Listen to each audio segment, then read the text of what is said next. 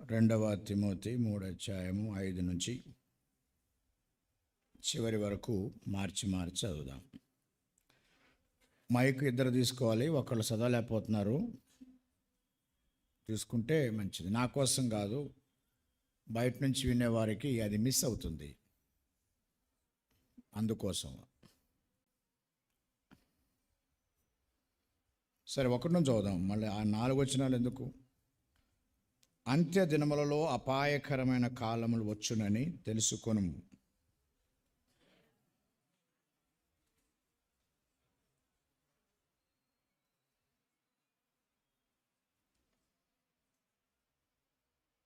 నిన్న చెప్పిన కండిషన్ మర్చిపోయారు. నా సౌండ్ కన్నా మించిన సౌండ్ రావాలి, రైట్? మీరు నోట్లో చదువుకుంటున్నారు. అనురాగరహితులను, అతి ద్వేషులు, అపవాదుకులు, అజితేంద్రియులు, క్రూరులు, సజ్జన ద్వేషులు,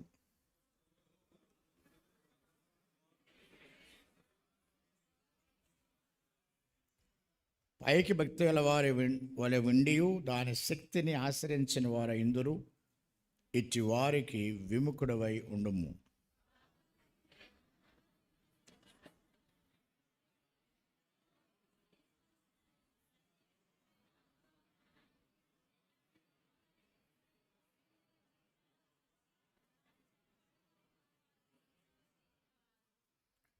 ఎన్నే ఎంబ్రే అని వారు మోషేను ఎదిరించినట్టు వీరును చెడిన మనసు కలిగి విశ్వాస విషయంలో భ్రష్టులై సత్యమును ఎదిరింతురు.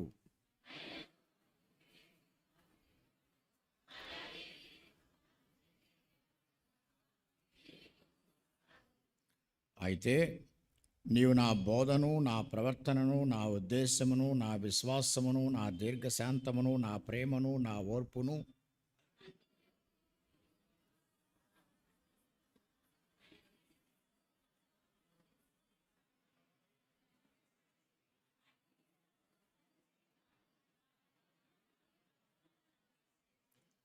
క్రీస్తు యేసునందు సద్భక్తితో బ్రతుకనుద్దేశించు వారందరూ హింస పొందుదురు.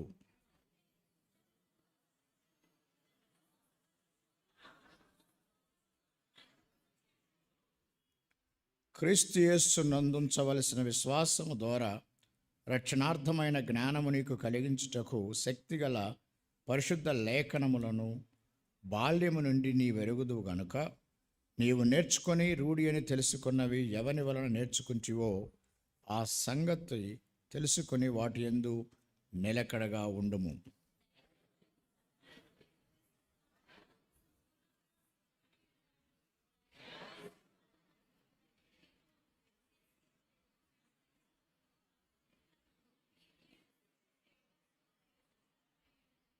ప్రార్థిద్దాం.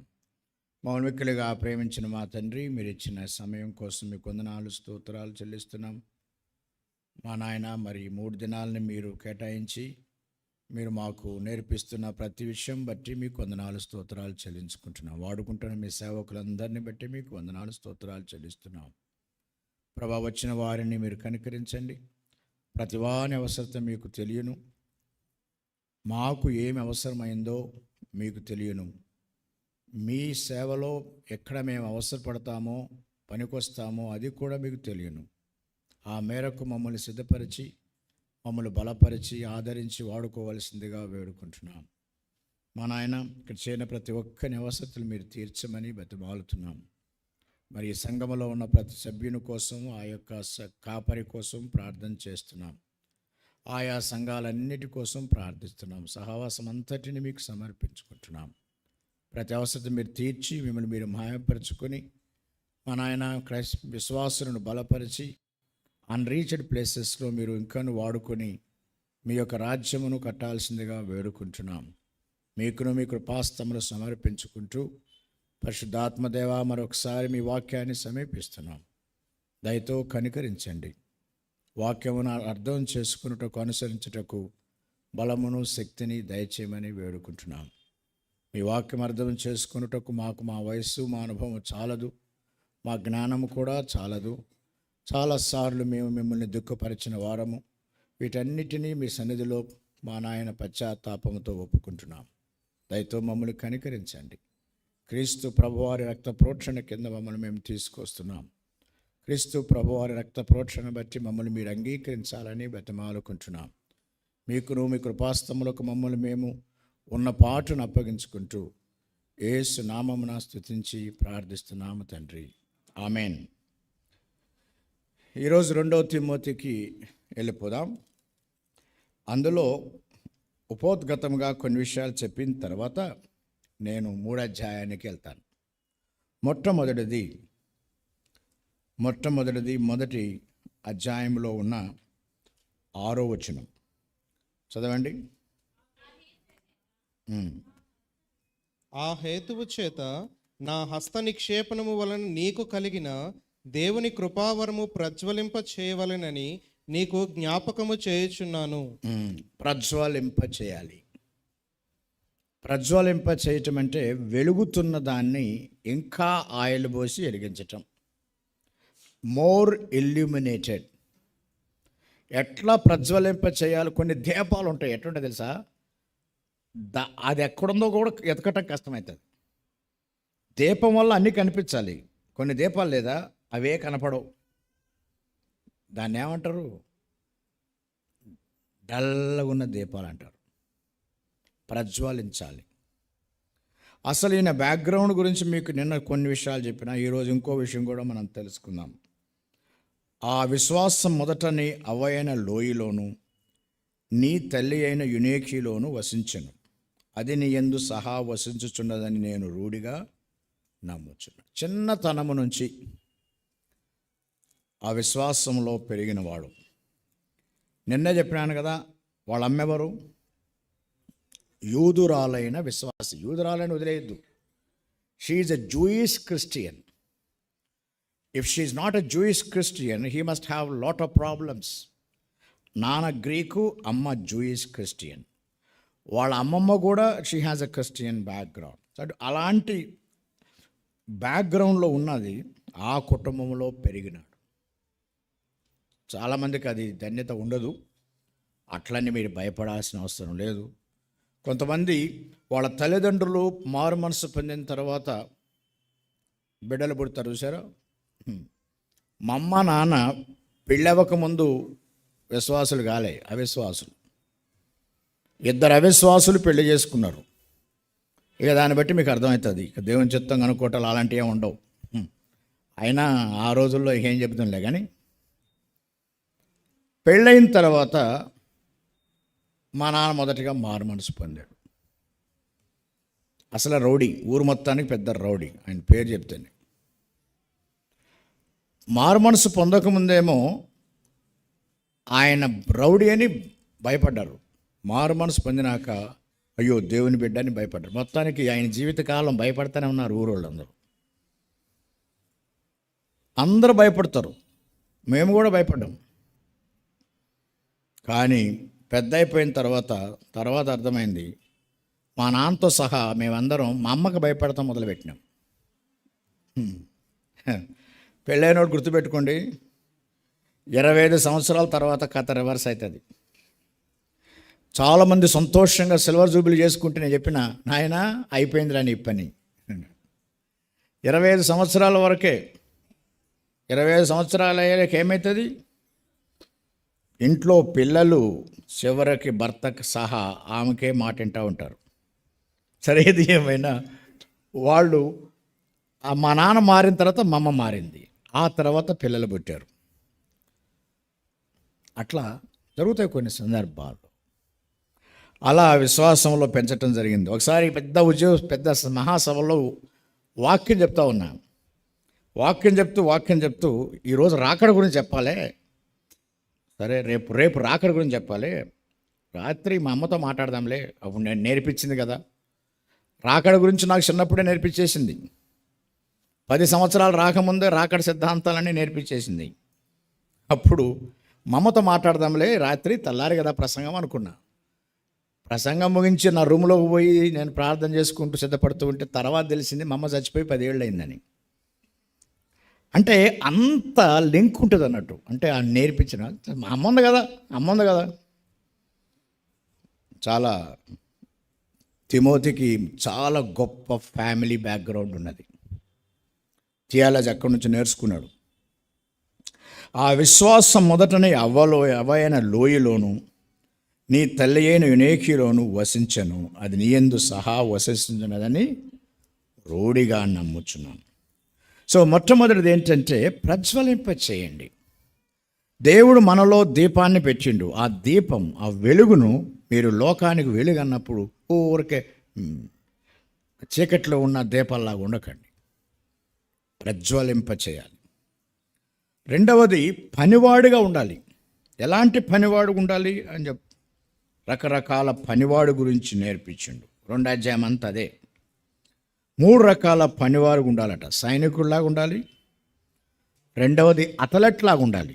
అథ్లెట్ అంటే ఆట. మూడవది రైతులాగా ఉండాలి. రైతు, వ్యవసాయకుడు. నేను ఎప్పుడు చెప్తా మా కాలేజీలో, నేను మా చైర్మన్ గారు వచ్చి నా పక్కన కూర్చొని చెప్తాడు, అందరికీ చెప్తుంటాడు, నేను రైతు బిడ్డని. నేనే కాదు, ఆయన రైతు బిడ్డ అంట.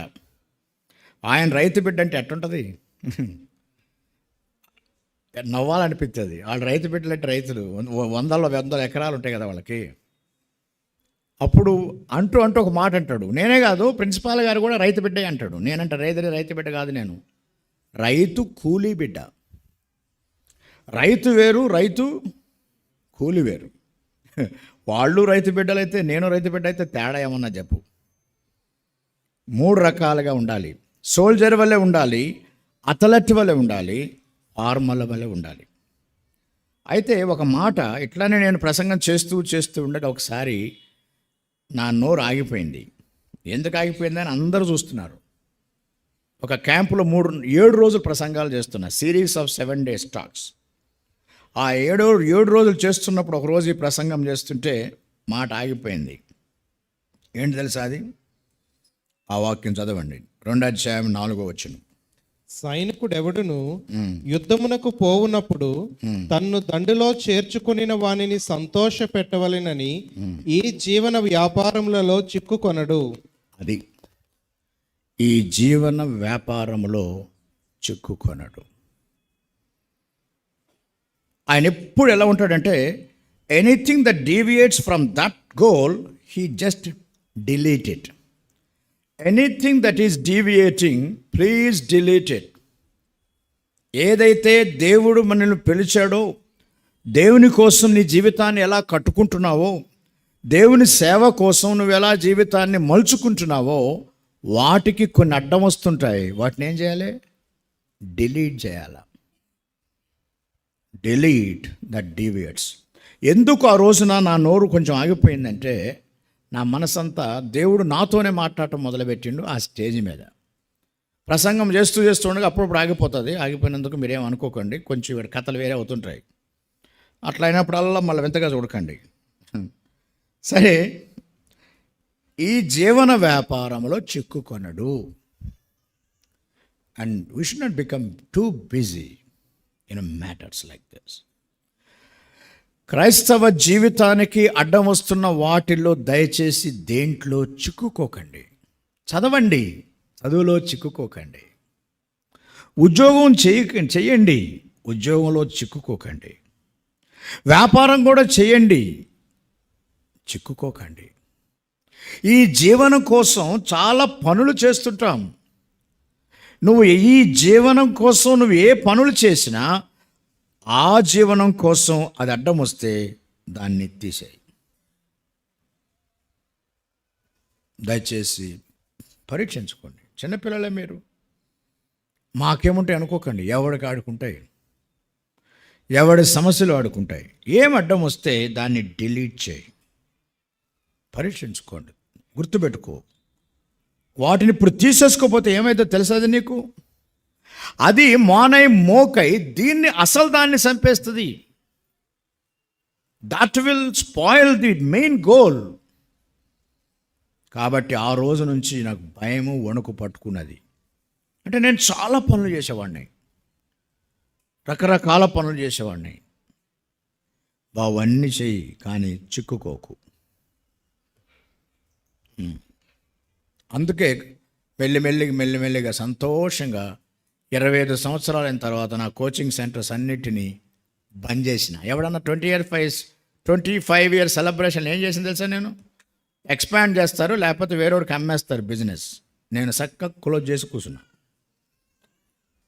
మిమ్మల్ని క్లోజ్ చేయమని అంటలేదు, కానీ జాగ్రత్త, ఈ జీవన వ్యాపారములో చిక్కుకోండి. దేనికని? ఆయన్ని సంతోష పెట్టాలని. ఇప్పుడు క్వశ్చన్ ఏంటంటే, నీ సంతోషము ఆయన సంతోషము, దాట్స్ ఎ డిబేట్. నీకు ఇప్పుడు స్ట్రగుల్ ఏంటంటే, నా సంతోషాన్ని నేను చూసుకోవాలా, ఆయన సంతోషం కోసం జీవించాలా? దండులో చేర్చుకొనిన వాని కదా నువ్వు జీవించాల్సింది. మరి when there is a clash, when there is a tie, what are you doing? You need to sacrifice it. చిక్కుకోకు, దేంట్లో చిక్కుకోకు. నా బాధ ఏంటంటే, కొంతమంది అడ్డం వచ్చిన పరీక్షలన్నీ రాస్తుంటారు. నా దగ్గరికి చాలామంది వస్తుంటారు. ఏం చేస్తున్నారంటే, అంకుల్ నేనేం చేస్తున్నానంటే, నేను బీటెక్ చేసిన, నేను పలానా ఎగ్జామ్ రాస్తున్నాను. ఏం ఎగ్జామ్ రాస్తున్నారంటే, నేను ఏపీపీఎస్ ఎగ్జామ్ రాస్తున్నాను. ఓకే, మరి బ్యాంక్ ఎగ్జామ్ రాస్తున్నావు, రెండు ఎందుకు రాస్తున్నావు? అది రాకపోతే ఇది వస్తుంది కదా.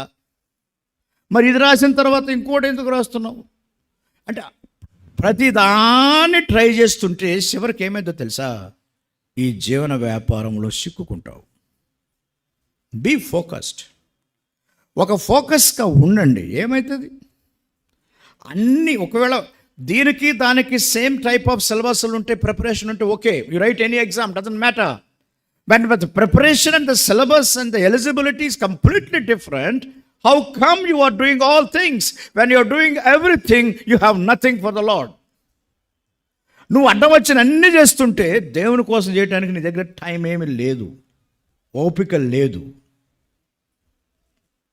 అది చేయలేక ఇది చేయలేక వారం అంతా అక్కడ ఏడిసి ఆదివారం వచ్చి ఇక్కడ ఏడిస్తే ఏం మిగిలింది? ఏడుపే మిగిలింది. కొంచెం ఆగండి. యువర్ గోల్ ఈజ్ ఆయన్ని సంతోష పెట్టాలి. ఎవరో హ్యాపీగా ఉండాల్సిన అవసరం ఏమున్నది? కాబట్టి అలా జీవన వ్యాపారంలో చిక్కుకోవద్దు. లాస్ట్ మాట 22వ వచనం. నీవు యవ్వనేచ్చుల నుండి పారిపోము, పవిత్ర హృదయులై ప్రభువునకు ప్రార్థన చేయువారితో కూడా నీతిని, విశ్వాసమును, ప్రేమను, సమాధానమును వెంటాడము. చాలు. మూడే మాటలు తిమోతికి చెప్తున్న 3 మాటలు చెప్పి నా ప్రసంగంలోకి వెళ్తున్నా. నిన్న కూడా అదే పని చేసిన. సో మొదటిది ఏంటి అని అంటే, ప్రజ్వలింపచేయి. రెండవది, నీవు పనివాడుగా ఉండు, మంచి పనివాడు. ఏం చేయాలి? ఆయన్ని సంతోషపెట్టాలి. జీవన వ్యాపారంలో చిక్కుకోవద్దు. మూడవది, పారిపోము. నీ యవనేచ్ఛల నుంచి పారిపో. పవిత్రులై ప్రభువునకు ప్రార్థన చేయవారితో కూడా నీతిని, విశ్వాసమును, ప్రేమను, సమాధానం వెంటాడు. ఇక్కడ ఏమైందో తెలుసా? కొంతమంది 2 తీసుకొని పారిపోతున్నారు.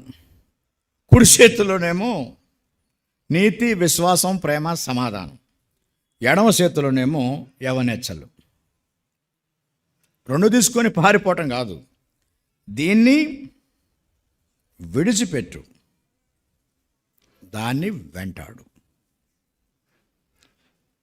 ఈ మధ్యలో దాన్ని మరి ఎంత తొందరగా దాన్ని రీచ్ అవ్వాలంటే పరిగెత్తు. 3 మాటలు. యవనేచ్ఛల్ని విడిచిపెట్టు, అక్కడి నుంచి పారిపోతే ఏమవుతుంది? దాన్ని వెంటాడాలి. In the process the gap should increase. నీ యవనేచ్ఛలకు దీనికి గ్యాప్ పెరగాలి నాయన. చాలా దూరం ఉంటాయి. లేదు అక్కడే పెట్టుకొని యవనేచ్ఛలు ఇక్కడే పెట్టుకొని ఇక్కడే ప్రార్థన చేస్తా కూర్చున్నాడు, కుదరదు. యోసేపు ఏం చేసిండు? పారిపోయాడు. నేను ఇక్కడే ఉంటా అంటే, అసలు వాస్తవానికి యోసేపు పాపం చేసిన దానికన్నా పారిపోతే పెద్ద శిక్ష. అక్కడ పాపం చేసిన దానికి శిక్ష ఏం లేదు, ఎందుకంటే ఎవరు తెలియదు కదా. పారిపోకూడదు, ఎందుకంటే సేవకు ఆయన ఎవరు? అమ్ముడు పోయిన బానిస. పారిపోతే పెద్ద ప్రమాదం. పారిపోతాం ఆడపోయిండు, జైల్లో పడ్డాడు, మంచిగా జైల్లో పడ్డాడు.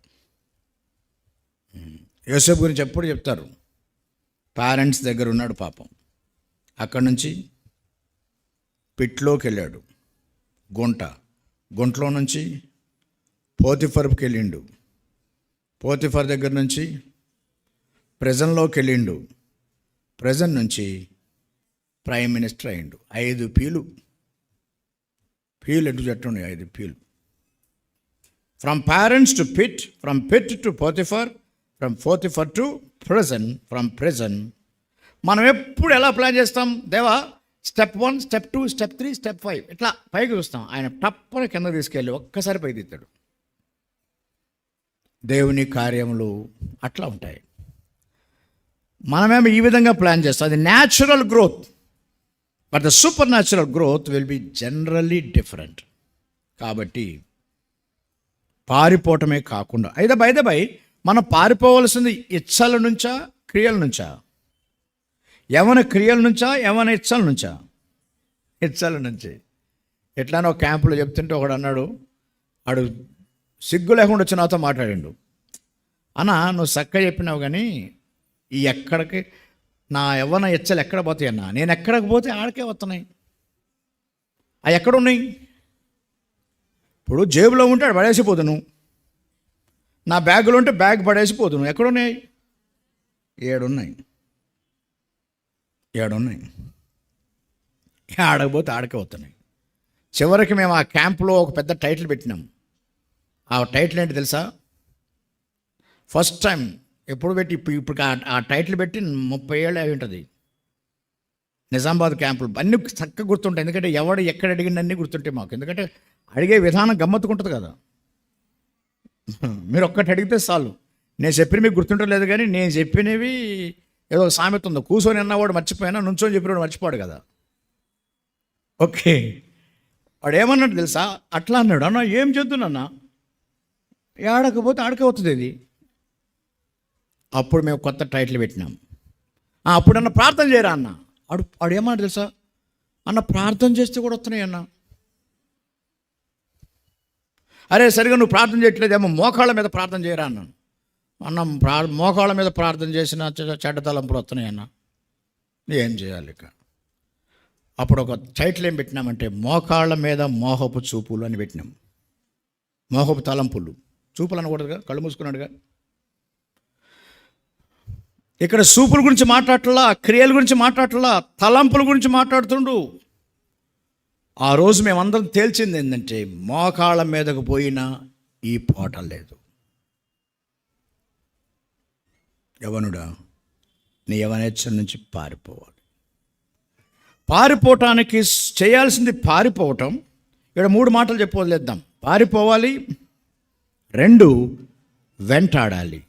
ఈ 2 చేసినా కష్టమవుతుంది అన్నారు చాలామంది వచ్చి. అప్పుడు ఏముందో తెలుసా? అక్కడ పవిత్ర హృదయులై ప్రార్థన చేయవారితో వెంటాడాలి. ఈ మధ్య ఒక ఆయన నాతో 1 గంట సేపు ఫోన్లో మాట్లాడి, పెద్ద ఆయన, ఎంత పెద్దోడంటే నా కన్నా పెద్ద ఆయన. ఆయనకు నేనేం చెబుతును, ఆయన ఫోన్ చేసిండు, జాన్ పాల్ కష్టమవుతుందా? ఏమవుతుందన్న? అరే మన వాళ్ళందరికీ డల్ అవుతున్నారట. డల్ అయిపోయి, డీవియేట్ అయిపోయి, డెడ్ అయిపోతున్నారట. ఏం చేయాలా మనం? నువ్వేం చేసినావు అన్నాడు. నేను ఒకటే సమాధానం చెప్పిన, when everything fails, when the individual efforts failing, please take the support of fellowship. సహవాసం యొక్క స్ట్రెంత్ తీసుకోండి. పవిత్ర హృదయులై ప్రార్థన చేయు వారితో ఏం చెప్పిండు? వెంటాడు. ఎవడబడితే వాడు వెంటాడితే ఆడు కూడా నేను పాపాన్ని తీసుకెళ్తాడు. Identify with whom you have to have fellowship. కాబట్టి ఈ 3 మాటలు ఆలోచించినాక ఇప్పుడు మన అధ్యాయంకి పోదాం. రండి, 3వ అధ్యాయం దగ్గరికి రండి. Please come. అంత్య దినములలో అపాయకరమైన కాలములు వచ్చునని తెలుసుకో. మనం చాలా తెలుసుకోవాలి. ఇందులో ఇక తిమోతికి చివరిగా చెప్పాలనుకున్న మాటలు ఇవి. మీకు తెలిసే ఉంటుంది, 2వ Timothy was the last book that Paul has written. ఆయన చనిపోయే ముందు జస్ట్ ఫ్యూ డేస్ ముందు రాసిండు ఈ పుస్తకం. చాలామంది తీతు రాసిండు అనుకుంటారు. ఫస్ట్ తిమోతి రాసినాక తీతు రాసిండు. తీతు రాసిన తర్వాత 2వ తిమోతి రాశాడు. మన సీక్వెన్స్ అట్లా ఉండేలాగా చాలామంది రివర్స్ చదువుకుంటున్నారు. ఫస్ట్ తిమోతి తర్వాత తీతుకి వెళ్ళండి, తీతుకి వెళ్ళిన తర్వాత మీరు 2వ తిమోతికి రావాలన్నట్టు. సరే, నీకు నేను చెప్పాల్సినవి చాలా ఉన్నాయంటూ అంత్య దినములలో అపాయకరమైన కాలములు వస్తాయి. ఈరోజు నా అంశంలో ఇందాక ఆయన గురించి తిమోతికి చెప్పాల్సిన 3 మాటలు చెప్పినాను కదా. ఇప్పుడు ఇక్కడ ప్రసంగంలో 3 మాటలే ఉన్నాయి. ఈరోజు కూడా ఎక్కువ 5 కూడా లేవు, 3 ఉన్నాయి. 1, అవాయిడ్. 1 నుంచి 9 వరకు avoid. There are so many things that you need to avoid. 10 నుంచి 13 వరకు అటాచ్, హత్తుకో. 3వది 14 నుంచి చివరి వరకు అటైన్. అవాయిడ్ చేయి, అటాచ్ చేసుకో, in order to attain what you are expected to attain. ఈ 3 మాటలే గుర్తుపెట్టుకో. అవాయిడ్ చేయి, అటాచ్ చేసుకో, అటైన్ చేయి. తెలుగులో మాట్లాడితే విడిచిపెట్టు, 2 హత్తుకో, 3 చేరుకో. విడిచిపెట్టుకో, హత్తుకో, చేరుకో. నువ్వు చేరుకోవాల్సిన గొప్ప లెవెల్ ఉన్నది. ఆ 3 అంశాల గురించి మనం చూద్దాం. ఈ 3 గురించి మళ్ళీ ఇంకో పేరు కూడా పెట్టినా నేను. 1 నుంచి 9 వరకు వరల్డ్, 10 నుంచి 13 వరకు worthiness of servant, worthy servant. చివరిగా వర్డ్, వాక్యం.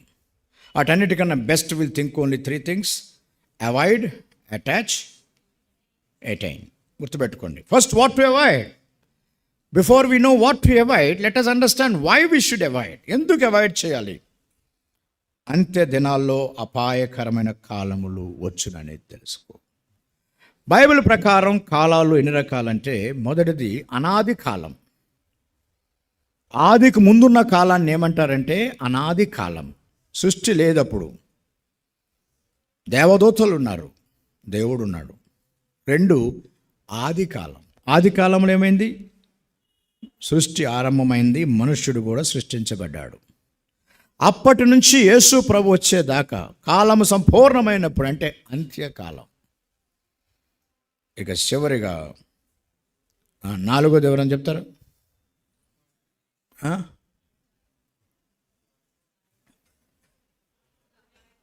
అపాయమా? ఏ కాలం? చెడ్డకాలం, అపాయకరమైన కాలం. అబ్బో,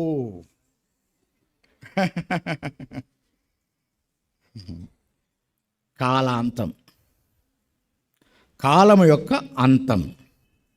when the time ends, eternity starts. that's called కాలాంతం. యేసు ప్రభువారి రాకడతో లేక 2వ రాకడతో 1000 ఏళ్ల పరిపాలన అయిన తర్వాత కాలాంతం కాబోతుంది. కాలము అంతమవుతుంది.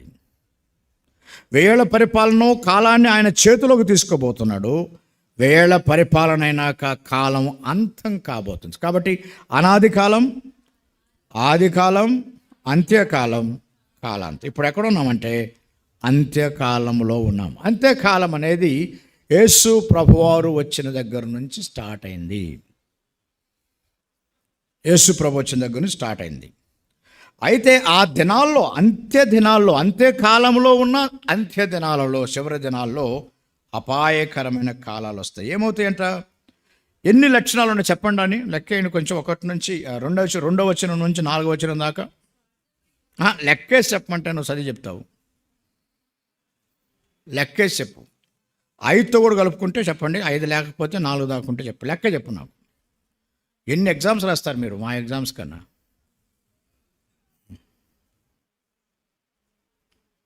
ఎన్ని నంబర్ చెప్పు, ఎంత? 19. ఏమన్నా 2, 3, 4 వచనాల్లో మీ అబ్జర్వేషన్ పవర్ చెక్ చేస్తున్నాను నేను. క్వశ్చన్ పేపర్ అడిగి చదువుతారా అని. ఎన్ని? 19 20?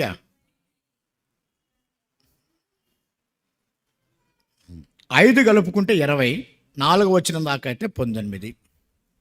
5వది కూడా కలుపుకున్నారనుకో, భక్తి గల వారైన ఆశ్రయించని వారికి 20 లక్షణాలు ఉన్నాయి. ఒక్క మాటలో చెప్తే శరీర కోరికలు. ఆ గలతీ పత్రికలో శరీర కోరికలు ఉన్నాయి కదా. ఆత్మ ఫలము, శరీర ఫలము. ఆత్మ ఫలములో ఎన్ని రుచులు ఉంటాయి? 9 కదా, లెక్క ఉందా లేదా? మరి శరీర ప్రకారం ఎన్ని ఉంటాయి చూసారు ఎప్పుడన్నా? రండి గలతీ పత్రిక రండి. శరీర ఆశలు ఎన్ని ఒకసారి ఎప్పుడన్నా లెక్కేసి పెట్టుకోండి. 16, 5 అధ్యాయము, 16 అధ్యాయము.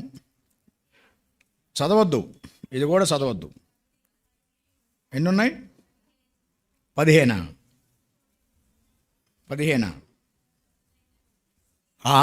ఎవరో చదివేశారు. అసలు మాట ఉన్నది మొదలైనవి అంటే ఇంగ్లీష్ లెటర్ రాసిన చెప్పండి.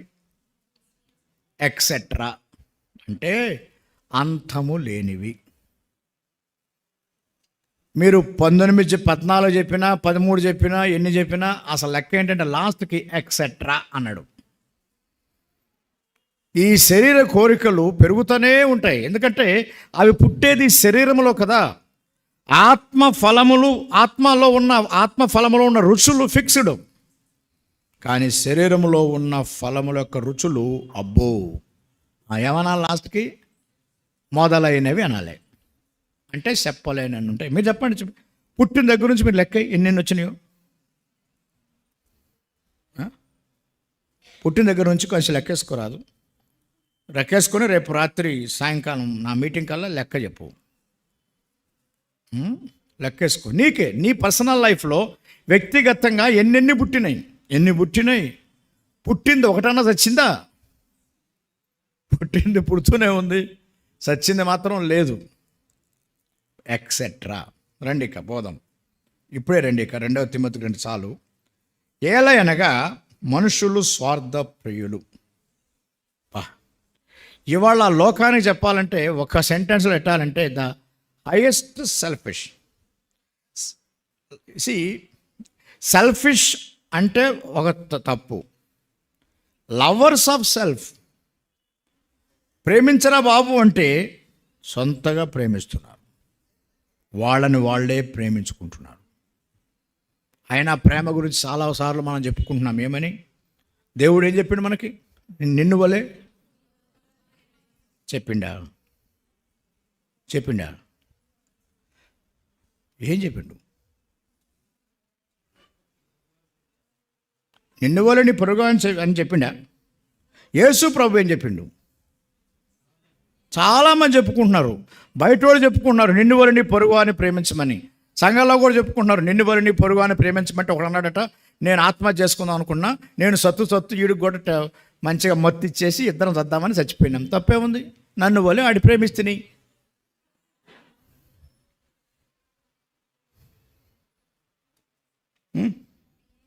యోహాను సువార్త 13 అధ్యాయం. అది మారిపోయింది. అది రేపు నా ప్రసంగం. యాక్చువల్గా ఈరోజు ఒక్కడు చూపిస్తా. రేపు నా ప్రసంగం ఏంటంటే క్రీస్తు నుంచి నేర్చుకున్నవి. ఈరోజు పౌలు నుంచి నేర్చుకున్న వాటిని నిలిచి ఉండాలి, రేపు క్రీస్తు నుంచి నేర్చుకున్నాయి. 13 అధ్యాయం 34 వచనం చదవండి. మీరు ఒకరినొకరు ప్రేమింపవలెనని మీకు క్రొత్త ఆజ్ఞ ఇచ్చుచున్నాను. నేను మిమ్మును ప్రేమించినట్టే మీరును ఒకరినొకరు ప్రేమింపవలెను. ఇప్పుడు అర్థమైందా? దేవుడు ధర్మశాస్త్రములో కొన్నిటిని మార్చాడు. మారుస్తూ ఏమన్నాడో చెప్పిన, మోషే ఇలా చెప్పాను, నేను చెప్పున్నదేమనగా. అది నా యాక్చువల్గా రేపు నా ప్రసంగం. ఇప్పుడు పౌలు గారు చెప్పింది తిమోతికి ముగిద్దాం, కానీ ఈరోజు రేపు ప్రభు చెప్పిన దాంతో ముగించబోతున్నాం. సో ఇప్పుడు చెప్పండి, ఏమని? నిన్ను వలే కాదు, నా వలే. నిన్ను వలే నీ పొరుగువాని ప్రేమించడం మానేసేయి. అది ధర్మశాస్త్రం. నేను చెప్పున్నదేమనగా, నేను ఒక కొత్త ఆజ్ఞ మీకు ఇస్తున్నా. ఇది కొత్త నిబంధనలో వచ్చిన ఆజ్ఞ. నేను మిమ్మల్ని ప్రేమించినట్టు మీరు ఇతరులని. So the reference of love is not your love, the reference of love is my love. నేను ప్రేమించినట్టుగా. దయచేసి సంఘాల్లో, సమాజంలో ఇంకను నిన్ను వలె నీ పొరుగువాని ప్రేమించమనే మాట మనం మానేయాల. ఎందుకంటే అది మారి 2000 సంవత్సరాలు అయింది. ప్రభు చెప్పేశాడు. ఇప్పుడు స్వార్థ ప్రియులు. ఇక్కడేం చేస్తాడు? వాడిని ప్రేమించుకో. అసలు ఏంటంటే ప్రాబ్లం, స్వార్థమే ఒక ప్రాబ్లం. దానికి ప్రియంగా చూసుకుంటాడు. అంటే నా యొక్క ఇష్టానికి ఏమైనా అడ్డం వస్తే ఎవడొచ్చినా నేను నిలవను, ఎవడొచ్చినా నేను వినను, ఎవడొచ్చినా నేను లెక్క చేయను. స్వార్థం, జస్ట్ సెల్ఫ్ సెంటర్డ్. ఈ రోజున ఎక్కడికక్కడ కబ్జాలు చేసుకుంటూ పోతారు, ల్యాండ్స్ కబ్జాలు చేస్తారు. ఎవడైనా సరే వాడు నేను నేను నేను. రెండవది ధనాపేక్ష, డబ్బును బాగా ఆశ. ఇటువరకట డాక్టర్ దగ్గరికి పోతే గుండె చూడు సార్ అంటే, ఒక డాక్టర్ గారు అన్నాడంటే, ఏం సార్ నీ గుండె కొట్టుకోవట్లేదు, చక్కగా కొట్టుకోవట్లేదని. ఏం కొట్టుకుంటుంది? డబ్బు కొట్టుకోవట్లేదు, అది డబ్బు అని కొట్టుకుంటుందట. నువ్వు ఏ డాక్టర్ దగ్గర పోయినా ఇదే కొడుతుందంటే కాదు. డబ్బు లేదు, చిన్నప్పుడు చెప్పినారు డబ్. అది ఇప్పుడు డబ్బు అని కొట్టుకుంటుంది. ధనాపేక్షకులు, ధనాన్ని అపేక్షించటం. వాస్తవానికి ఇప్పుడు చెప్దాం, మనం కోరుకునే ఉద్యోగాలు కానీ, మనం కోరుకునే చదువులు కానీ, మనం కోరుకునే వ్యాపారం కానీ, మనం చేసే సేవ అయినా సరే దేనికోసం? మన అవసరాలు తీర్చుకోవటంక దాన్ని అపేక్షించటమా? యేసు ప్రభు ఒకసారి ఆ రిచ్ మ్యాన్తో చెప్పిండు. ఆ యవనస్తుడిని లాజరుతో ఏమన్నాడు? ఆ యవనస్తుడైన ఆ వ్యక్తితో ఏమన్నాడు? ఆ ధనవంతుడితో గురించి చెప్తూ ఏమన్నాడు?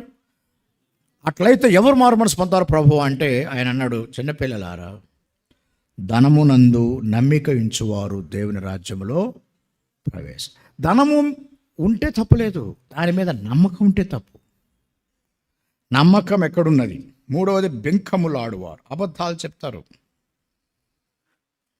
లవర్ ఆఫ్ మనీ, ప్రౌడ్, బెంకములాడతారు,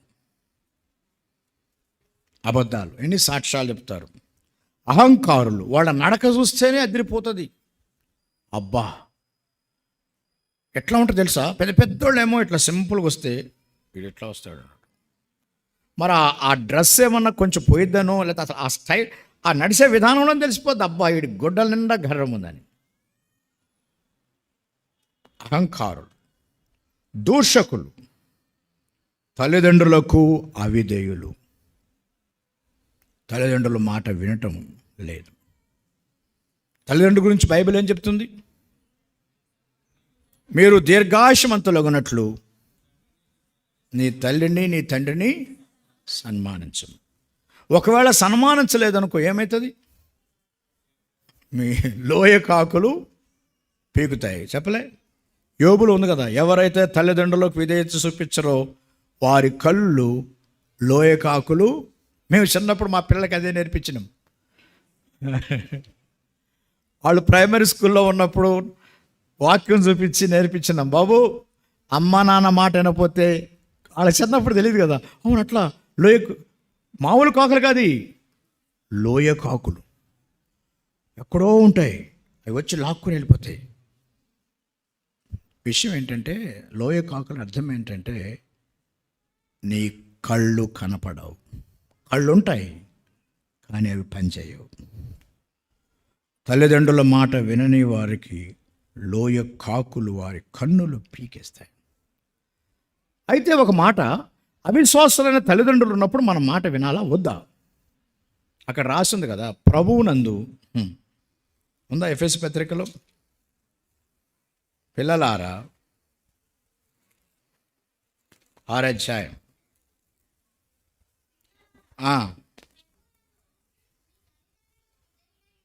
ఉమ్.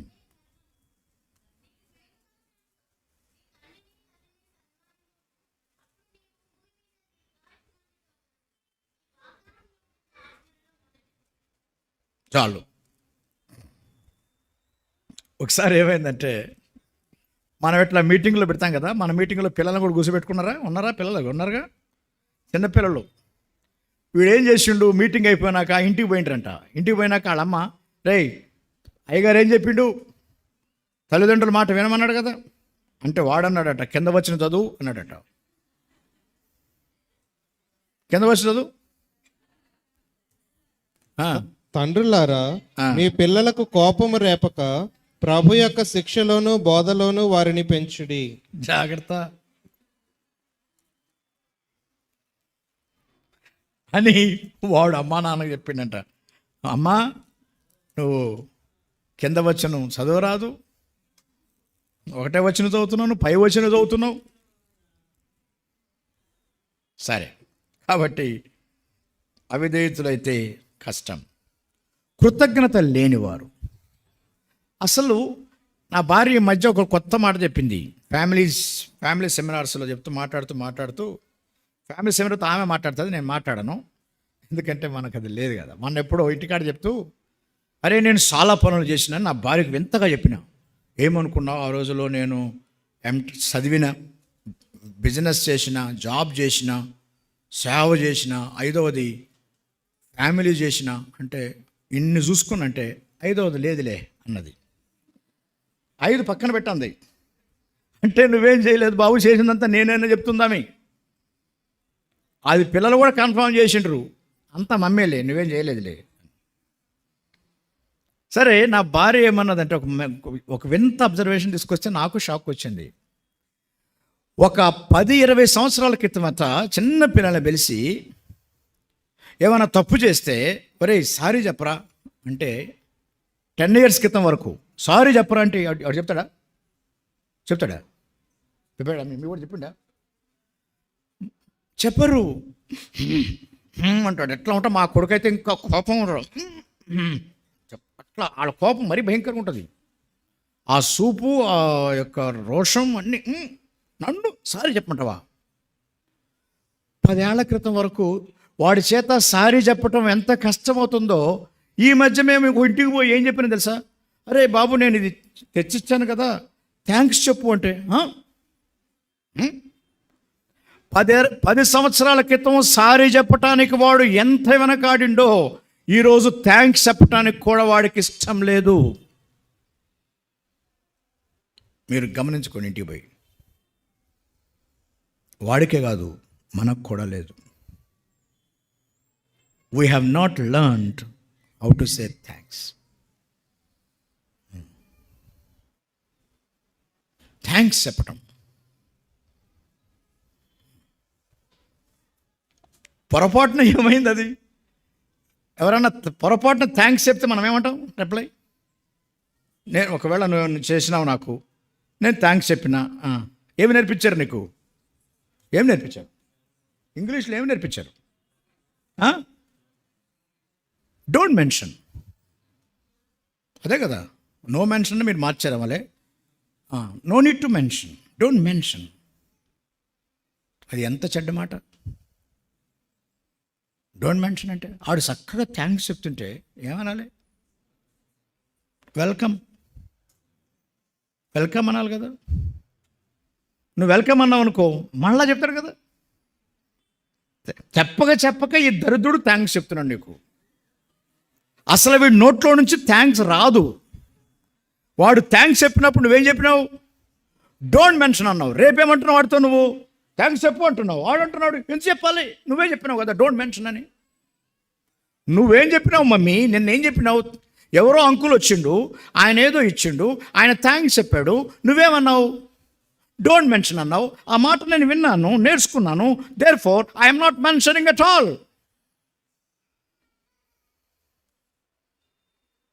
ఈ డోంట్ మెన్షన్ ఎవడు నేర్పించిండు కానీ అట్లాంటి చెడ్డ అలవాటు నేర్పించాడు. Welcome, thanks, welcome or thanks. కృతజ్ఞత లేనివారు. చిన్న చిన్న వాటికి కూడా కృతజ్ఞత ఉండదు. ఎక్కడ పోయినా సరే నాకేం చేసింది ఈ సంఘం, ఓ పక్క వాళ్ళు ఉన్నారు, వాళ్ళు ఇంకా చేస్తారట, అది చేస్తారట, ఇది చేసి పోయి నాకు తెలుస్తుంది పో. Whether they give you something or grab from something, నీకు ఇచ్చేవాడా లాక్కునేవాడా తర్వాత తెలుస్తుంది. నాకేమిచ్చారు, ఇచ్చిన దానికి కృతజ్ఞత ఉండాలి. ఎంత కృతజ్ఞత ఉండాలి, చాలా కృతజ్ఞత. తల్లిదండ్రులకు కృతజ్ఞతగా ఉండాలి. ఈ రోజుల్లో కొన్ని విషయాలు చూస్తే తరుక్కుపోతున్నాయి. తల్లిదండ్రులు తీసుకెళ్ళి ఓల్డ్ ఏజ్ హోమ్లో పెడుతుంటే ఎట్లా ఉంటుంది, అది తరుక్కుపోతున్నాయి. తల్లిదండ్రులు పట్టించుకోలేకపోవటం అనేది ఎంత విచారం. నేను 21వ సంవత్సరానికే ఉద్యోగం మొదలు పెట్టాల్సి వచ్చింది. నేను ఇంకా హైయర్ స్టడీస్ చేసే అంత స్తోమత లేదు మాకు. అక్కడి నుంచి సపోర్ట్ చేసుకుంటూనే వచ్చిన. ఎవరో చాలామంది అడిగారు, సార్ అంత పెద్ద బిజినెస్ పెట్టినావు దేనికంటే, ఆ బిజినెస్ పెట్టింది నా కుటుంబానికి కాదు, మా నాన్న కుటుంబం కోసం. వాళ్ళు చేసిన త్యాగాన్ని మనం ఏ విధంగా చూపించాలంటే, మనం చూపిస్తే ఒక 10 ఏళ్ళు ఎక్స్ట్రా బతుకుతారు వాళ్ళు, లేకపోతే 10 ఏళ్ళ ముందే చేస్తారు. అయినా వాళ్ళు కోరరు, కానీ చూపించాలి, తల్లిదండ్రులకు చూపించాలి. అక్కడ మాట ఉంటుంది, తల్లిదండ్రులు చూసుకునేవాడు ఏమైనా ఉంటుంది, రా తీతు పత్రికలోకి రా.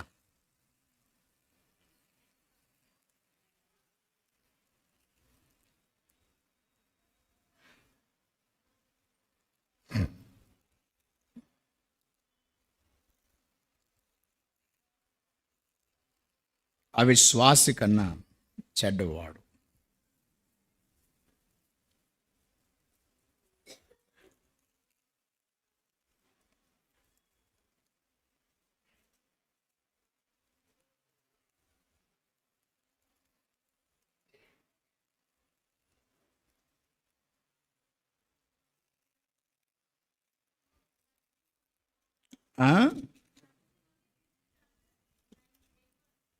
చెప్పు.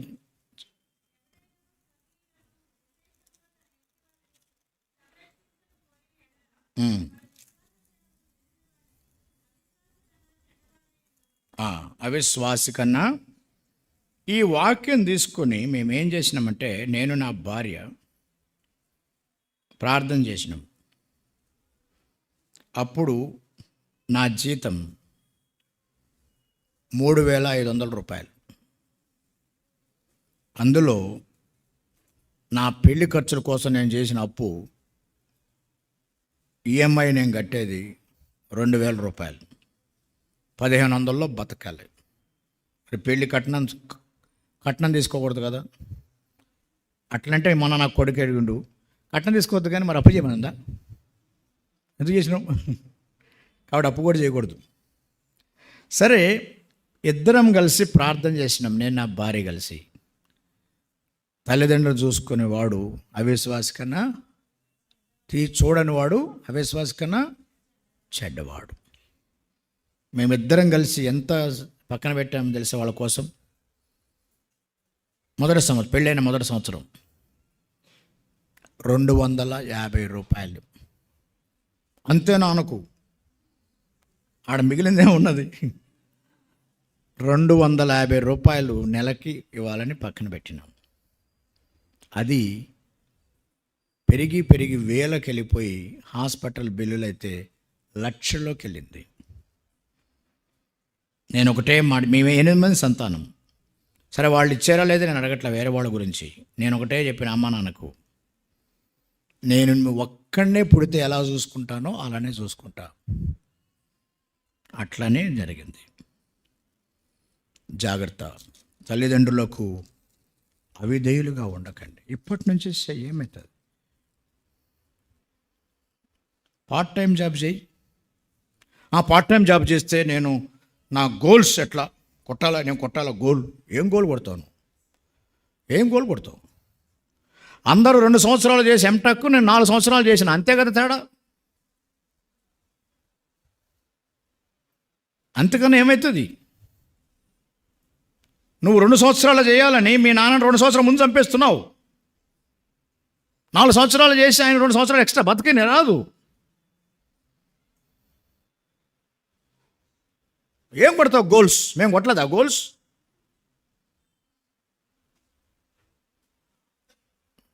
చూడండి, చేతికొచ్చిన పనిని చేయండి, ఇంకను వారిని బాధ పెట్టకండి. నేను ముఖ్యంగా విద్యార్థులకు చెప్పాల్సిన ఒక మాట ఉంది, ఒక ప్రిన్సిపాల్గా. మీకు ఒక రహస్యం తెలుసో లేదో చాలామంది తెలియదు. అది మీరు 4 సంవత్సరాల ఇంజనీరింగ్లో పెట్టిన ఖర్చు కన్నా ఇంజనీరింగ్ అయిన తర్వాత పెట్టే ఖర్చు తట్టుకోలేకపోతున్నారు పేరెంట్స్. అవునా కాదు? 4 సంవత్సరాల్లో రీఎంబర్స్మెంట్ అది చెక్క తగలకుండా పెరిగినారు తల్లిదండ్రులు. ఇప్పుడు ఒక్కసారి వచ్చి నువ్వు ₹1,00,000 కట్టాలి, 2 లక్షలు కట్టాలి ఫీజులు, అని ₹1,00,000 ఫీజు, ₹1,00,000 ఇది. తల్లిదండ్రులు ఎంత బాధపడుతున్నారో మీకు తెలియదు. ఒక్కసారి నెత్తిన పడుతుంది. ఏమవుతుంది? నాలాగా లేట్ అవుతుంది. ఏమవుతుంది? ఫుల్ టైం ఎంటెక్ చేయడానికి డబ్బులు లేక పార్ట్ టైం ఎంటెక్ చేసినా ఏమవుతుంది? ఫుల్ టైం పిహెచ్డి చేస్తానికి డబ్బులు లేక పార్ట్ టైం ఎంటెక్ పిహెచ్డి చేసినా ఏమవుతుంది? జాగ్రత్త. క్రైస్తవ జీవితం అంటే ఇట్ ఇంక్లూడ్స్ ఎవ్రీథింగ్ మ్యాటర్స్. రండి. అపవిత్రులు, అనురాగరహితులు, అతి ద్వేషులు, అపవాదులు, అజితేంద్రియులు, క్రూరులు, సజ్జన ద్వేషులు, మంచి వాళ్ళని దే హేట్ గుడ్ పీపుల్. మంచిని ప్రేమించలేరు. ద్రోహులు, మూర్ఖులు, గర్వాంధులు. ఇక ఏం చెప్పలేక లాస్ట్కి ఏమన్నాడు? దేవుని కంటే సుఖానుభవమును ఎక్కువగా ప్రేమించేవారు. నేను ఒక మాట అన్నా, సుఖాన్ని ఎక్కువ ప్రేమించే వాళ్ళని చూసి ఒరే సుఖం ఎక్కువ ప్రేమించకరా, సుఖవ్యాధులు వస్తాయి. సుఖవ్యాధులు 2 రకాలు. ఆ సుఖవ్యాధి వేరు, అది మీకు తెలిసే ఉంటుంది. తెలుసుగా సుఖవ్యాధి అంటే ఏదో? తెలీదా? నేను చెప్పనులే. కానీ ఇంకొక సుఖవ్యాధి ఉన్నది. ఏం పని పాటలను కూర్చున్నోడు ఫుల్ జబ్బులు వస్తాయి.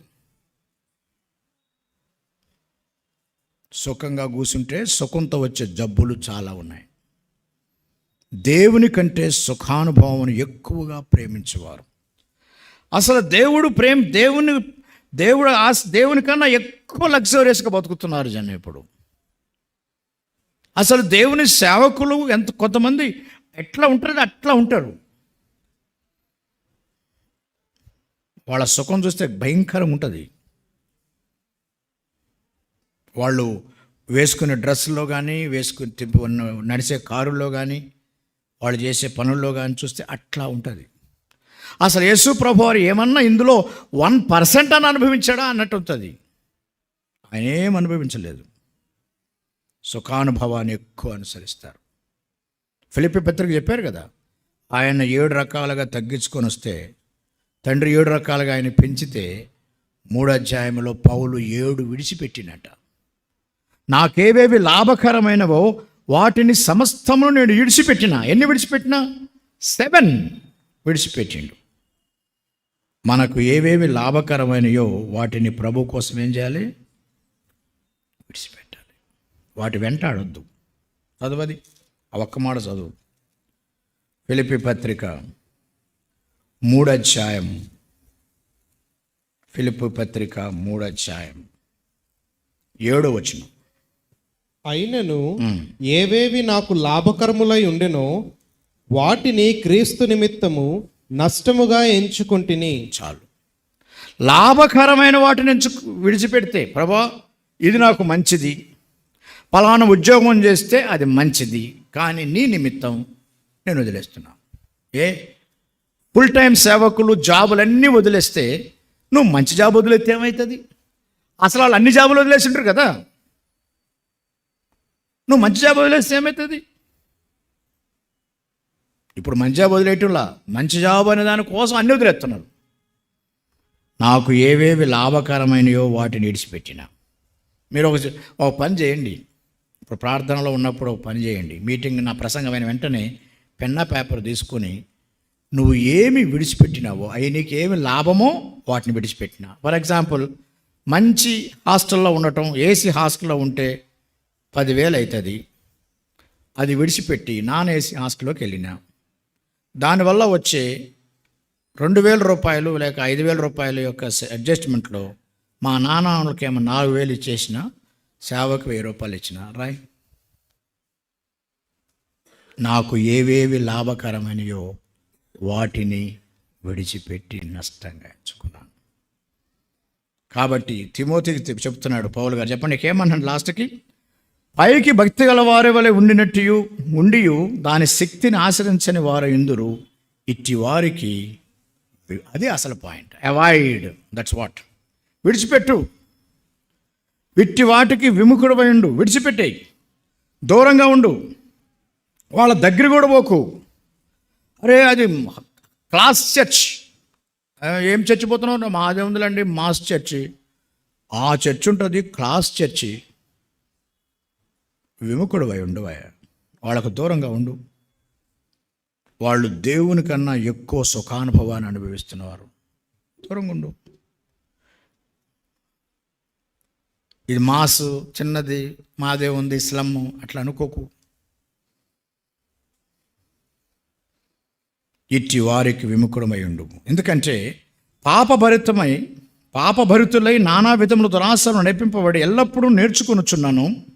సత్య విషయమైన అనుభవంగాను ఎప్పుడూ పొందలేని అవివేక స్త్రీల ఇళ్లలో చొచ్చి వారిని చెరపట్టుకుని వారు వీరిలో చేయని వారు. వీళ్ళు ఎవరంటే, ఇప్పుడు అసలు ఇంకో మాట చెప్పాలనుకున్నాను నేను. Today main point is learning. Before you learn, ఈ మొదటి 9 వచనాలు ఏంటంటే అన్లెర్న్, విడిచిపెట్టు. 10 నుంచి 13 వరకు ఏంటంటే లెర్న్, నేర్చుకో. 14 నుంచి 15 ద్వారా live. Without unlearning you cannot learn. ఏవేవి విడిచిపెట్టాలో వాటిని అన్లెర్న్ చేసి తీసేయి. వీళ్ళు ఎవరంటే నేర్చుకున్నట్టే ఉంటారు, ఎల్లప్పుడూ నేర్చుకుంటారు, కానీ అనుభవం లేదు. నేర్చుకున్న దానిని నడుచుకోకపోతే దానివల్ల ఉపయోగం లేదు కదా, మోసగించబడతావు. నేర్చుకున్న దానిని నడుచుకోకపోతే నీవు నశించిపోతావు.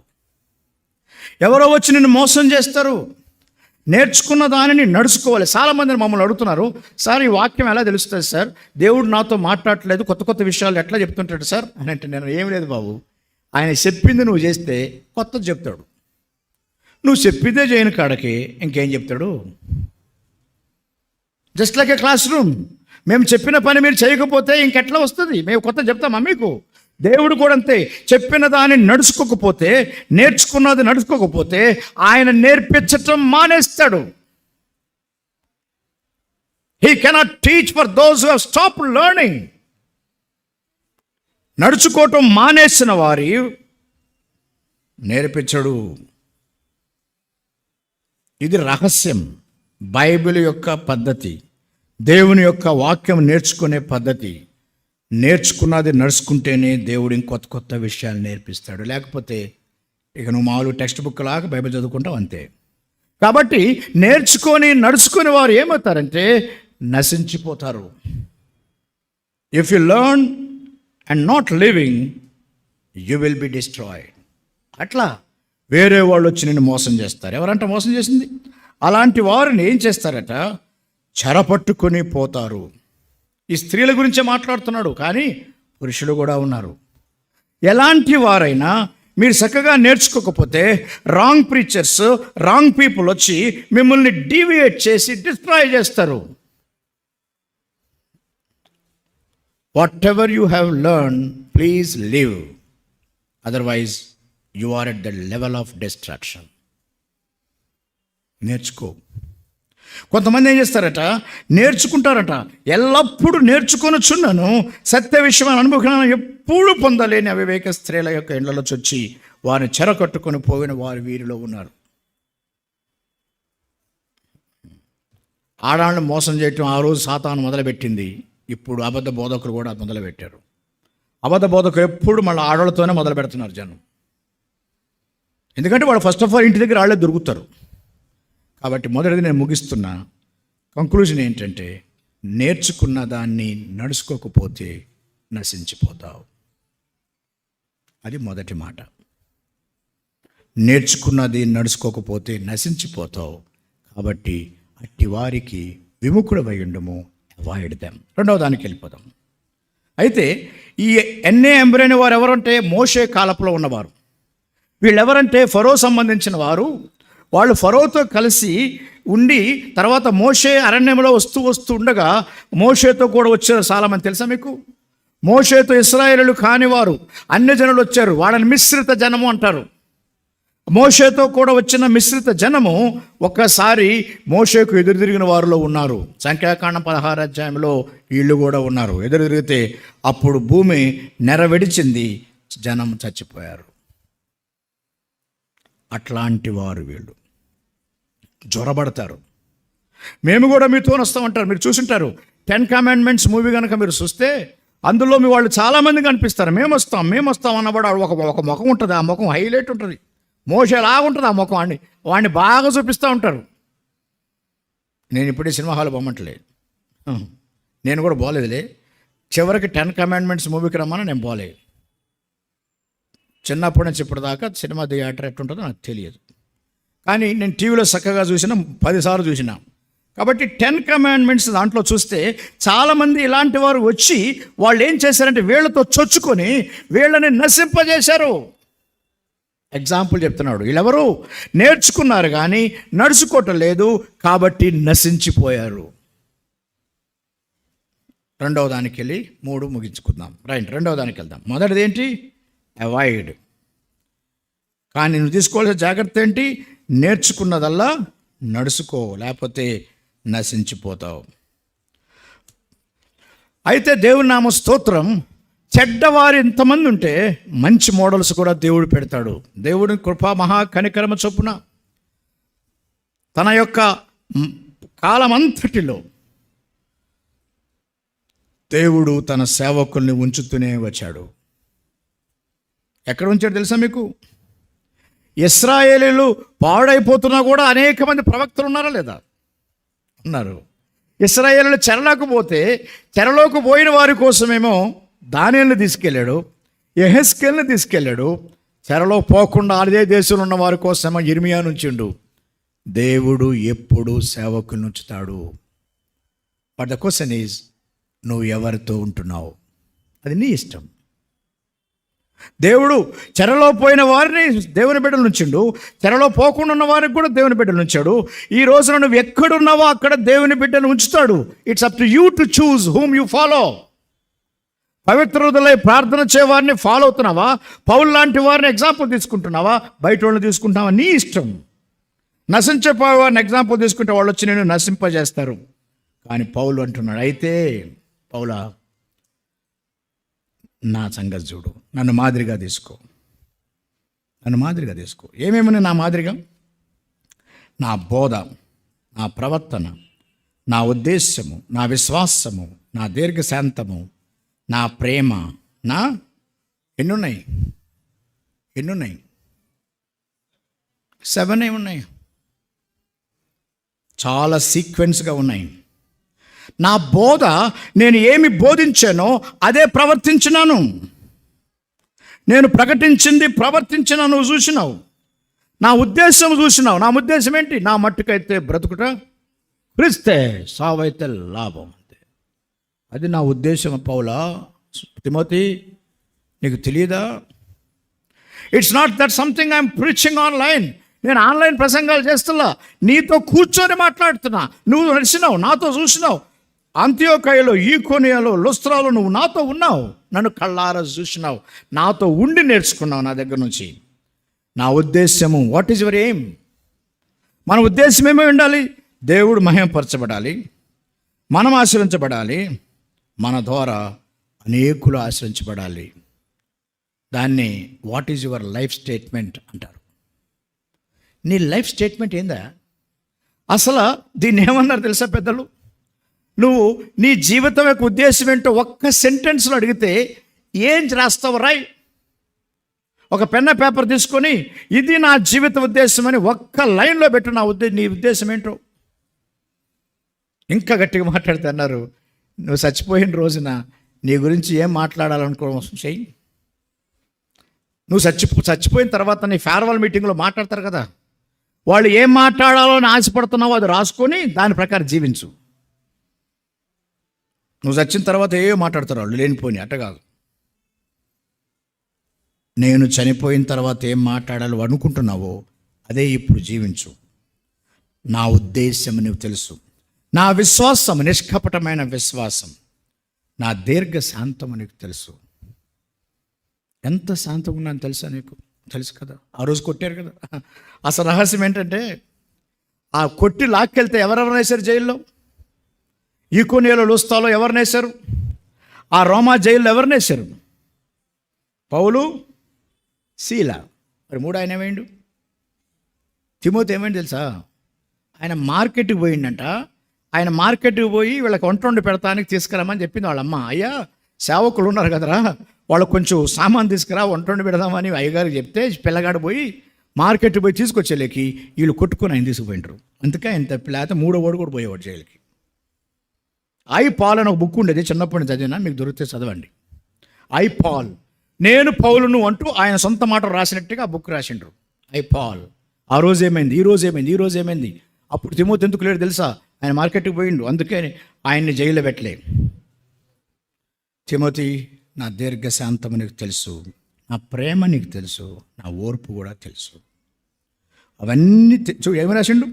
అంత్యోకాయ, ఈకొనియలు, లుస్త్రను పట్టణం నాకు కలిగి ఉన్నట్టు హింసల ఉపద్రవములను ఇప్పుడు చదువు. తెలుసుకొనిన వాడవై. తెలుసుకున్నావు. అయితే నీలో గొప్పతనం ఏంటంటే తెలుసుకొని అమ్మో ఇన్ని కష్టాలా ఈయనతో ఉంటే అని పారిపోలా. నువ్వు నన్ను వెంబడించినావు. నన్ను వెంబడించినావా నువ్వు? దేవుని సేవకులు చూస్తే, దేవుని సేవకులకు దగ్గరే కొంది వాళ్ళని గమనిస్తూ ఉంటే అమ్మో ఇట్లానా అని పారిపోకండి. నువ్వు పారిపోవలసింది వాళ్ళతో. మొదటి 9 వచనాల్లో ఉన్న వాళ్ళతో అవాయిడ్, బట్ అటాచ్. నాతో అటాచ్గా అయి తెలుసుకున్నావు. అట్టి హింసలు కూడా సహించి తిని కానీ క్రీస్తు యేసునందు సద్భక్తితో బ్రతుకును ఉద్దేశించిన వారందరూ హింస పొందుతారు. జాగ్రత్త. అసలు హింసలు రాలేదంటే పెద్ద డౌటే. అస్సలు హింసలు రాలేదు, నాకేమి హింసలు రాలేదు, దేవుడు ప్రత్యేకమైన కృప చేత అన్నాం అనుకో, ఆ కృప ఎక్కడ బైబిల్లో లేదు. ఆయన రాసిండు కదా. ఏం రాసిండు? క్రీస్తు యేసునందు సద్భక్తితో బ్రతుకును ఉద్దేశించే వారందరూ హింసలు రాపోతే ఆశ్చర్యపడాలి, కానీ హింసలు వస్తే ఆశ్చర్యపడకూడదు. ఖచ్చితంగా వస్తాయి. ఎన్ని వస్తాయి అనేది డిపెండ్స్. అది కృప, అది పిలుపు.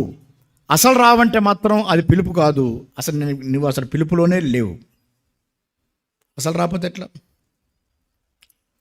నాకు బాగా తెలిసిన ఒక ఆయన ఉన్న మా నాన్న స్నేహితుడు, ఆయన చెప్తూ ఉన్నాడు ఏమంటే, ప్రార్థన చేసినట్ట ఈ వాక్యం చదివి, ప్రభాసి క్రీస్తు యేసునందు సద్భక్తితో బ్రతుకును ఉద్దేశించి వారందరూ హింస పొందుతారంట కదా, నాకు ఒక్క హింస కూడా రాలేదు ప్రభా, మరి నా పరిస్థితి ఏంది ప్రభా, ఒక్క హింసను ఇవ్వరాదా ప్రభా అని ప్రార్థన చేసినట్ట. చేస్తే ఆయన ప్రార్థన చేసిన నెల కాకముందే ఆయన ప్రసంగం చేస్తూ ఉంటే ఒకడు తాగొచ్చి తిడుతూ, ఎవడరా ఎవడు ఫుల్గా తాగి అందరి ముందే పిచ్చిగా తిడుతున్నాడట. తిడుతుంటే ఈయన ఎంత సంతోషంగా ప్రసంగం చేస్తున్నాడంటే, ప్రభా నీకు వందనాలు, ఈ వాక్యం నాలో నెరవేర్చినందుకు నీకు వందనాలు. ఎన్ని సంవత్సరాలను చూస్తున్నా, 30 సంవత్సరాలను చూస్తున్నా, ఈ రోజు వచ్చింది ప్రభా. ఈయన సంతోషంగా ఉన్నాడు. అందరూ చూస్తున్నారు ఏం చేస్తాడు ఈయన అని. ఈయన హ్యాపీగా ఉన్నాడు. ఈయన ఎందుకు హ్యాపీగా ఉన్నాడు అర్థం కావట్లేదు. కనీసం బాధపడాలి కదా. తిట్టొద్దు రైటే, కనీసం బాధపడాలి కదా.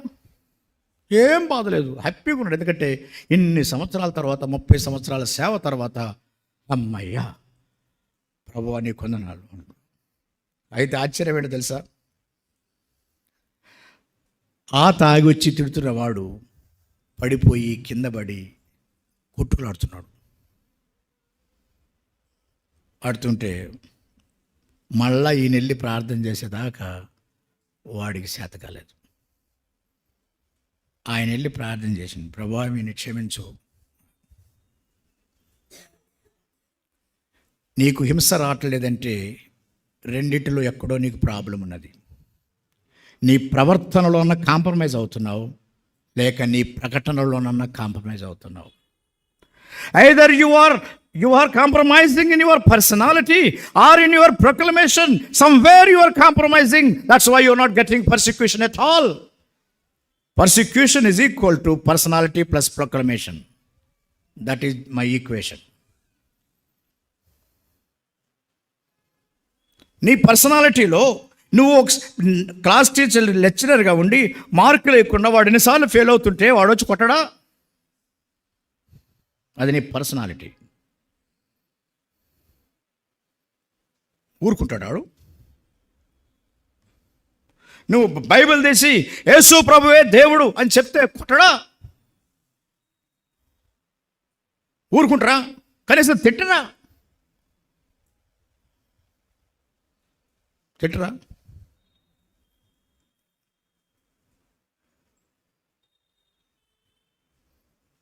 ఎక్కడో రాజీ పడుతున్నావు, అందుకే హింసలు రావట్లేదు.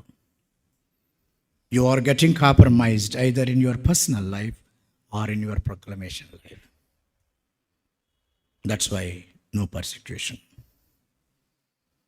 ఒకసారి నేను నిజామాబాద్లో ప్రసంగాలు చేస్తుంటే ఒక ఇంట్లో పడుకుని తెల్లారు లేసి ఆయన అడిగిన, అన్న మంచిగా నిద్రపోయినావా అంటే, ఫస్ట్ టైంగా ఆయన అడిగిండు నన్ను, మంచిగా నిద్రపోయిన తబ్బి, మా ఇల్లు కొత్తది కదా అన్నాడు. మంచిగా నిద్రపోయినానన్నా అన్న అంటూ ఆయన అడిగిన, అన్న నువ్వు మంచిగా నిద్రపోయినావా అన్న అంటే, నేనే నిద్రపోయినా అన్నాడు. ఏమైందన్నా? ఏమైంది ఏంటయ్యా, నిన్న నువ్వు చేసిన ప్రసంగానికి ఎవడొచ్చి నా మీద నా ఇంటిని కొట్టి నిన్ను కొట్టి నన్ను కొడతాడు అని రాత్రంతా చూస్తున్నా.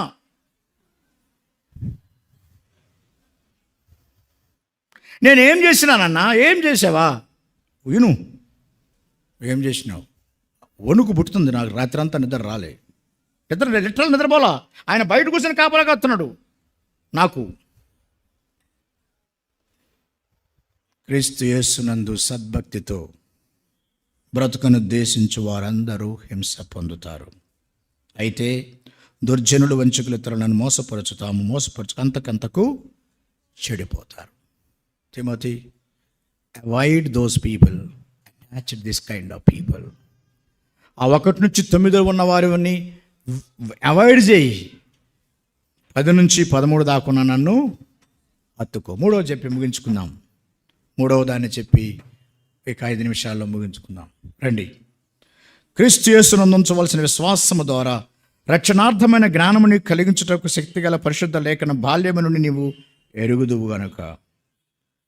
మొదటిది, బాల్యము నుంచి ఎరిగినావు.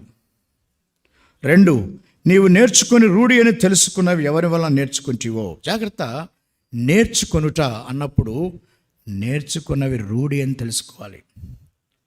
వాక్యము 3 రకాల విషయాలు ఉంటాయి. ఒకటి, నేర్చుకున్నాక ఎవరన్నా వాక్యం చెప్పేవాళ్ళు చెప్తుంటే దాన్ని ఏం చేయాలి? పరిశీలించు. బెరయా సంఘము పరిశీలించినట్టు పౌలునే పరిశీలించారు కదండి. ఇక మమ్మల్ని అంతా పౌలు ప్రసంగిస్తుంటే ఇవి వాక్యం ప్రకారం లేఖన ప్రకారం ఉన్నవో లేదో అని వాడు పరిశీలిస్తూ ఉన్నారు. పరిశీలించు. మొదట know the word and check the teachings of the people.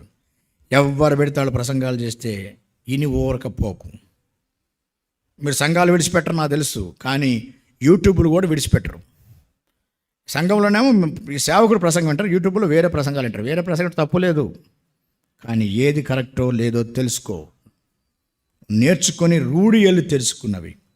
What is correct?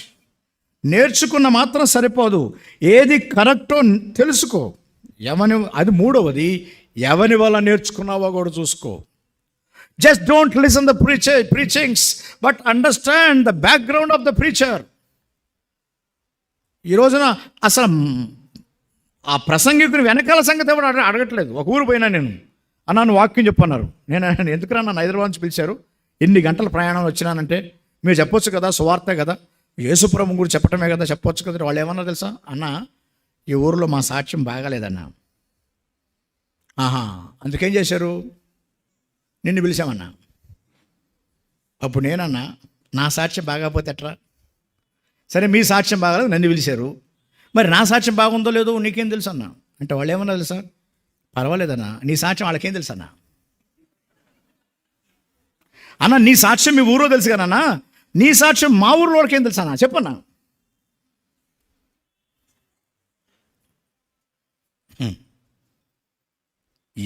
ఏమి నేర్చుకుంటున్నావు? రెండవ మాట, ఎవరి నుంచి నేర్చుకుంటున్నావు? అబ్బా, ఎవరు పడితే వాళ్ళు చెప్పేస్తే టప్ప రికార్డు చేసుకొని షేర్ చివరికి షేర్ చేసుకున్నారు. ఏమి షేర్ చేస్తున్నావు? అసలు ఆయన ఎవరో నీకు తెలుసా? ఆయన లైఫ్ గురించి నీకు తెలుసా? ఏమి నేర్చుకుంటావో, ఎవరి నుంచి నేర్చుకుంటావో. మూడవది, నిలకడగా ఉండు. నడుచుకో, తద్వారా నిలకడ వస్తుంది. సో నేర్చుకోవటం అనేది 3 సంగతులు. ఏమి నేర్చుకుంటున్నావు, ఎవరి దగ్గర నేర్చుకుంటున్నావు, అది రూఢిగా నేర్చుకుంటున్నావా, పక్కగా నేర్చుకుంటున్నావా? వాక్యాన్ని నేర్చుకోవాలి. ఆ రోజు ఎజ్రా ఏమన్నాడు? 7:10 వాక్యమును నేర్చుకొనుటకును నడుచుకొనుటకును, మూడవది నేర్పించుటకును దృఢ నిశ్చయం చేసుకున్నాడు. చదవండి 7:10. 7:10 తొందరగా. ఎజ్రా 7:10. ఎజ్రా యెహోవా ధర్మశాస్త్రమును పరిశోధించి దాని చొప్పున నడుచుకొనుటకును ఇశ్రాయేలీయులకు దాని కట్టడలను విధులను నేర్పుటకును దృఢ నిశ్చయము చేసుకొనెను. చాలామంది మమ్మల్ని అడుగుతున్నారు, నాన్న అయ్యగారు మేము ఉండలేకపోతున్నాం ఏంటి సార్? మేము కూడా నిశ్చయం చేసుకున్నాం, కానీ మేము నిలవలేకపోతున్నాం. అంటే నేను ఎవరు నాయన, నువ్వు చేసుకుంటున్నది నిశ్చయము, వాడు కావాల్సింది నిశ్చయం కాదు, దృఢ నిశ్చయం. It's not the decision you have to make, you need to make a strong decision. దృఢంగా ఉండాలి. ఏది ఏమైనా 100 6 నేను ఇంతే, నా వాక్యం నేను నేర్చుకుంటా. ఏంటి? నా వాక్యం నేర్చుకొనుట, రూఢిగా తెలుసుకొనుట. మూడవది, ఎవరి దగ్గర నేర్చుకుంటున్నావో చేసుకుంటే, వాటి ప్రకారం నడుచుకుంటే నీవేమవుతావు? అప్పుడు నిలకడగా ఉంటావు. వాక్యము తన పని తాను చేసుకెళ్తుంది. అది ఎన్నో పనులు చేస్తుంది. ఉపదేశించుటకు, ఖండించుటకు, తప్పుదిద్దుటకు, నీతి యందు శిక్షణ చేయుటకు ప్రయోజనకరమై ఉన్నది. అది చాలా గొప్ప వాక్యం. దాని గురించి నేను ఎక్కువ చెప్పట్లేదు, ఎందుకంటే దాని పని అది చేసుకుంటూ పోతుంది. మనం మాత్రం 3 పనులు చేయాలి. నేర్చుకోవాలి, ఎవరి దగ్గర నేర్చుకుంటున్నావో నేర్చుకోవాలి, మూడవది నడుచుకోవాలి, దెన్ నిలకడగా ఉంటావు. ఆ స్టెబిలిటీ ఎప్పుడు వస్తుందంటే అప్పుడు వస్తుంది. మీకు గట్టిగా చెప్తున్నా, ఎవరు పడితే వాళ్ళది, తెలియని వాళ్ళ పడితే ఎవరు పడితే వాళ్ళది వినకండి. తెలుసుంటే వినండి. ఫర్ ఎగ్జాంపుల్, మీ ఊరిలో ఒక సేవకుడు ఉన్నాడు, అక్కడ నుంచి నువ్వు హైదరాబాద్ వచ్చినావు, హైదరాబాద్ వచ్చినాక ఈ సంఘానికి వచ్చినావు, అక్కడికి వెళ్ళకపోతున్నావు, విను, ఎందుకంటే ఆయన గురించి విన్నావు కదా, తప్పలేదు. కానీ తెలియని వాళ్ళ ఇవి వినకండి, ఎందుకంటే ఎవరి వలన నేర్చుకుంటూ అనే మాట ఉంది కదా. కాబట్టి ఈ 3 మాటలు గుర్తుపెట్టుకోండి. మొదటిది, అవాయిడ్. ఎవరిని? ఆ 20 రకాల మనుషుల్ని. రెండవది, ఎల్లప్పుడూ నేర్చుకుంటున్నాను, నడుచుకోలేదు కాబట్టి అనుభవం లేక మోసగించబడతావు. నేర్చుకుని నడుచుకోకపోతే నశించిపోతావు. రెండవది, పౌలు నుంచి నేర్చుకో. ఇంకేమి నేర్చుకోమన్నాడు? హింసలతో నేర్చుకో. నన్ను వెంబడించు, హింసలతో వెంబడించావు, హింసలు వచ్చినా విడిచిపెట్టకు, నేర్చుకో. అటాచ్. Finally attain. ఏమి అటైన్ కాతావు, ఏమి సంపాదించుకుంటావు, ఏం పొందుతావు అంటే నేర్చుకొనుట. ఎవని వలన నేర్చుకొనుట. మూడవది, నడుచుకొనుట. తద్వారా నిలబడతావు, స్టేబుల్గా ఉంటావు. ఏ పరిస్థితి అయినా నిన్నేమీ చేయలేదు. ప్రార్థనలో ఉన్నాం, ప్రార్థన చేసుకుందాం. ప్రభు వైపు చూద్దాం.